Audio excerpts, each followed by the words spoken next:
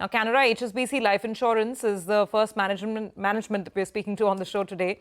The company reported a steady set of numbers for the second quarter. To talk about this, we have Anuj Mathur, MD and CEO at Canara HSBC Life Insurance, joining in. Mr. Mathur, thanks so much for being with us, and season's greetings to you. Hope you had a good festive season. Thanks for giving this opportunity, and good morning to all of you. Thank you. So the numbers that I have in front of me, total APE growth at about 11%, VNB growth of about 21% year on year, and the VNB margin has shown improvement at about 19.6 versus 18.9. Can you just walk us through some of the factors that drove the performance in this quarter, and more importantly, with the GST total exemption on life insurance, health insurance, life for you to zero, what does that mean in terms of the P&L from here on? Because there's that issue of the input tax credit, right? Right. Yeah. No, sure. So I'll explain each of these things. So first of all, we had very good set of numbers for the H1. Very happy to report that our individual WPI, so this is the weighted premium income, which we monitor, industry also looks at it. We have seen 14% growth in WPI in H1 of this year versus last year, compared to industry growth. And I'm talking of private sector average of about 8%. So we have outperformed the industry growth. In terms of VNB margins, they have improved versus last year. We have finished H1 with 19.6% versus 18.1% last year. So there's a improvement of 150 basis points or 1.5% in terms of VNB margin. Our PAT has grown by 16%. So across parameters, we have seen good growth. Not just that, our market share also has improved by 0.2% over this period. So very happy with the set of numbers. Our ROEV, return on embedded value, that is in the range of about 18%. So all these parameters are kind of very, very strong. Mr. Mathur, sir, if I could just understand, because we don't have the specific numbers for Q2 per se. So maybe on some of the major numbers, maybe on the VNB margin, for instance, as of Q2, where is the margin? So our margin has improved. I don't have exactly quarter-on-quarter movement because this is the first time we are presenting our numbers after listing. So numbers are positive. So our VNB growth also is positive in Q2 versus Q1. Similarly, in terms of AP also, it is positive. And maybe going forward, we can share quarter-on-quarter movement also. But because this was the first time after listing, we thought we'll present the first half results.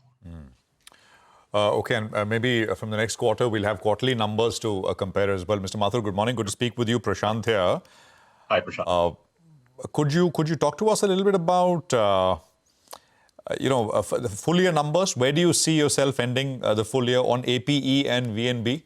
I think in H1, as you said, AP is up by 11%, VNB about 21%. H2 is generally stronger. So for the full year, what can we see? You're right. So as I mentioned, our WPI growth has been around 14% higher than the industry. For H2 also, we have similar guidance wherein our growth in terms of WPI will be in the range of 18 to 19%.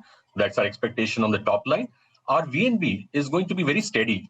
In fact, despite short-term impact of GST, we expect our impact on VNB will be very minuscule, and we'll be able to maintain this margin of about 19% or so. And coming to the GST question, in terms of how it is going to impact us in short term and as well as long term, we have taken a number of measures to kind of reduce the impact on the VNB margin. Focus on protection is clearly there. Our credit life business has grown by over 40% during first half.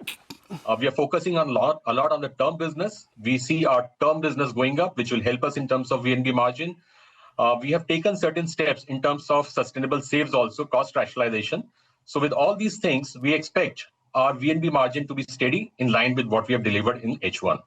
Okay. All right. Hi, Mr. Mathur. Good to speak to you on the show. This is Nigel on this side. A quick question with regard to ULIP. ULIP is high. I think it's around 50% of the APM. That's as of the first half of the year. To what point you want to bring it down to? And if you could give us a sense, what would an ideal product mix for you look like? Right. No, it's a good question. In fact, last year, around same time, our UL mix was 53%. So we have seen decrease in terms of the ULIP contribution. We expect this, but let me also share with you that there is a genuine customer demand which is coming for ULIPs. So we expect that our ULIP contribution would be in the range of about 45 to 50% as we close the year, which I think is a fair balance In fact, we have taken few steps to actually optimize our VNB margin with this kind of ULIP mix. As I mentioned, we have gone ahead with riders attachment, which is helping in VNB optimization. We have actually moved our protection mix also in terms of credit life. So all these measures are going to help us in further improving the VNB margin. Okay, all right. If I look at your embedded value grew by close to around what? Around 16-17% in the first half of the year. Do you think for the next few years it can grow by high teens, maybe a 15 to 20% range? Is that possible? Yeah, that's the broad expectation. In fact, if you see, we are a consistent performer in terms of whether it is top line, VNB or EV.